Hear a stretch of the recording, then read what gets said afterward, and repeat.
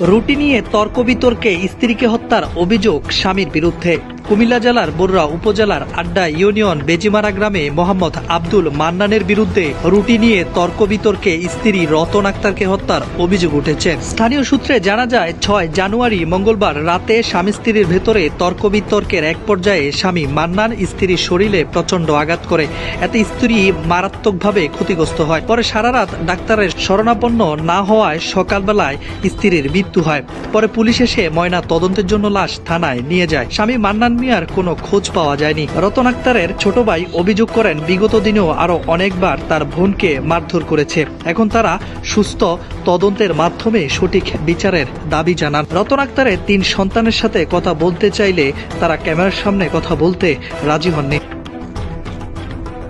একটু যা ঝামেলা গেছে স্বামী স্ত্রী, পরে বটতলি আসি শুনি যে না একটু ভালোই মানে তাদের ভিতরে ঝগড়াঝাটি হয়েছে।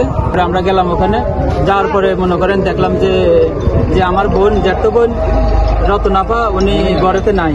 পরে ওনার একটা ছোট ছেলেরে বললাম যে আসলে কি হয়েছে, কালকে যা ঝামেলা হয়েছে বলে। এটা করার পরে আবার আমি একটু মানে মারধর হয়েছে, ঠিক আছে। পরে আর হসপিটাল নিয়ে গেছে। আমরা বললাম যে কোন হসপিটাল নিছে আমাদেরকে একটু বলেন, আমরা দেখে আছি। পরে বলতেছে যে আমরা তো জানি না কোন হসপিটাল নিছে। পরে বললাম যে তাইলে একটু ফোন নাম্বারটা দেন, ফোন নাম্বারটা দিলে আমরা একটু যোগাযোগ করি। বলছে যে ফোন নাই, ফোন মানে বাসায় রাখি গেছে, কোনো ফোন নাম্বারটাও দেয় নাই। তো পরে বললাম যে এটা কোন ধরনের কথা, যে কোন হসপিটালে নিছে এটাও জানেন না, আর ফোন নাম্বার চাইলাম কোন ফোন নাম্বার নাই। এই তথ্যটা মানে আমাদের কাছে সকালে। পরে আমরা এখান থেকে আবার মানে একটু খোঁজ নিলাম যে মিয়ার বাজার আশেপাশে বা কোনো জায়গায় আছে কিনা। আসতে আমরা আবার 2-3 জনের জানাই আইসি বেজিমারাতে যে আসলে কি ঝামেলা হয়েছে এটা একটু দেখেন তো, যে আপনারা যার কাছে আছেন ওই মহিলা তো মারা গেছে। মনে করেন থানায় পোস্টমর্টম রিপোর্টে কি আসে, এটা তো মনে করেন হত্যায়, যেটা মনে করেন। স্বামী কি আগে এরকম অত্যাচার করতো কিনা ওনারা? আগে আপনাদের কাছে এরকম বিচার আসছে? আরো অনেক দেন দরবার অনেক কিছু হয়েছে, মানে এটা আরো নাকি এরকম মনে করেন এলাকাবাসী আরো সালিশ করছে বা বহুত রকমের মানে বুঝে এটা মানিয়ে দিয়েছে।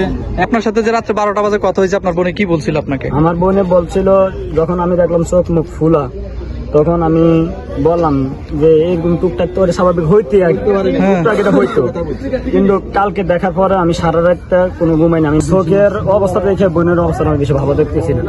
রাত্রে প্রমাণ আছে দেখেন, আমি বোনের জামাই রাত্রে 12টা নিম্নে কমের পক্ষে 20 বার ফোন দিয়েছিলাম, কোনো ফোনই রিসিভ করে নাই। না, বোনের যে পরিস্থিতিটা দেখছি মনে হয় যে বোনের অবস্থা খুব খারাপ।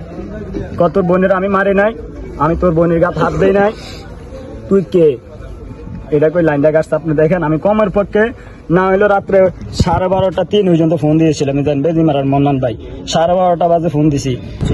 আর যে ছোটটা যেটা আমি আজকে থাপ্পুর মারলাম, এটা আমার সকালে যদি বিশ্বাস নাই আল্লাহর কোরআন এনে দিবেন, আমি হাতে নিয়ে কমু তে ওই পর্যন্ত কাঁদছে যে মামা আমি আমার বাপ তো, আমি তো বলে পারি না, আমার ওই পর্যন্ত তে মারছে, আমার ওই পর্যন্ত মারছে মামা, আমি হের লগে বলে পারি না, আপনারা কি করবেন করেন।